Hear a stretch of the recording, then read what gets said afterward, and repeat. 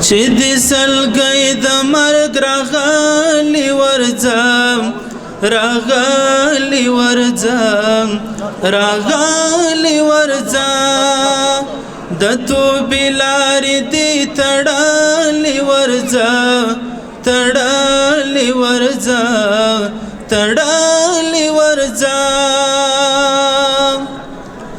محترمو د ټوله تالار توجه راغواړم او د احمدي صاحب یو داسې کلام لیکل شوی دی چې په هغه کې زموږ او ستاسو ټولو توجه باید رانغښتې وي. چې د سلګۍ د مرګ راغلی ورځم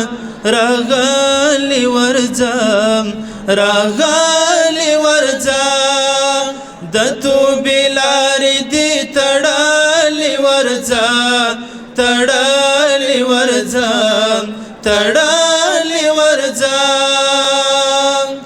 دا ډېره بې وفا دنیا ده او ډېره نیمګړې دنیا ده. محترمو یقینا دا هیڅ درک نه لګېږي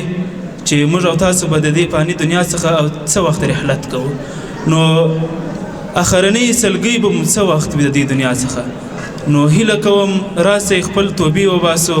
بیا به د توبې دروازې بندې وي، هیڅ فرصت به مو لاسته نه راځي. د جنتو په تمنا شي د راحتو په تمنا شي د راحتو په تمنا شي تحت سرا دی انتظار کړي د اسمانو په تمنا شي د اسمانو په تمنا شي د عذابنا دی منالی ورځه منالی ورځه منالی ورځه چې د سلګۍ د مرګ راغلی ورځه راغلی ورځه راغلی ورځه د توبې لارې دې تړلې ورځه تړلې ورځه تړلې ورځه. ته چې یاغي له خپل بهادار وي روان د خپل دشمن پر لار وي روان د خپل دشمن پر لار وي له ابدي کوره غافل وي د حوس لومو کې حصار وي د حوس لومو کې حصار وي د دوزخو تر قهر څلې ورځه او څلې ورځه او څلې ورځه چې د سلګۍ د مرګ راغلی ورځه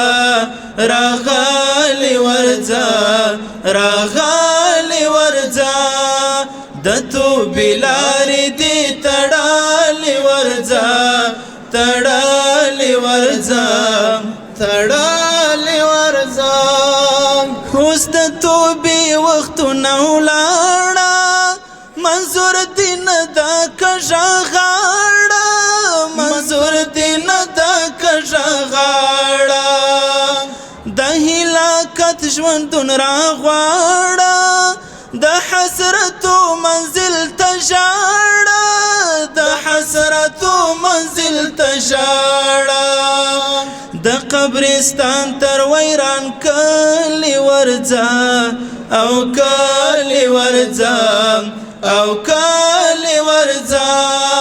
د قبرستان تر ویران کلی ورځه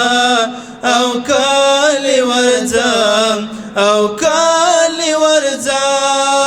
چې د سلګۍ د مرګ راغلی ورځه راغلی ورځه راغلی ورځه د توبې لارې دې تړلې ورځه تړلې ورځه تړلې ورځه. اوس دې د ژوند دنیا شوه باله چې خپل خالق درته ویاله چې خپل خالق درته ویاله د احمدي ملامت نه دی تا یې خبره نه منله تا یې خبره نه مغرور لاسونه دې مړوړلي ورځه مړوړلي ورځه مړوړلي ورځه مغرور لاسونه دې مړوړلي ورځه مړوړلي ورځه مړوړلي ورځه چې دې سلګۍ د مرګ راغلي ورځه راغلي ورځه راغلي ورځه د توبې لارې دې تړلي ورځه تړلي ورځه تړلي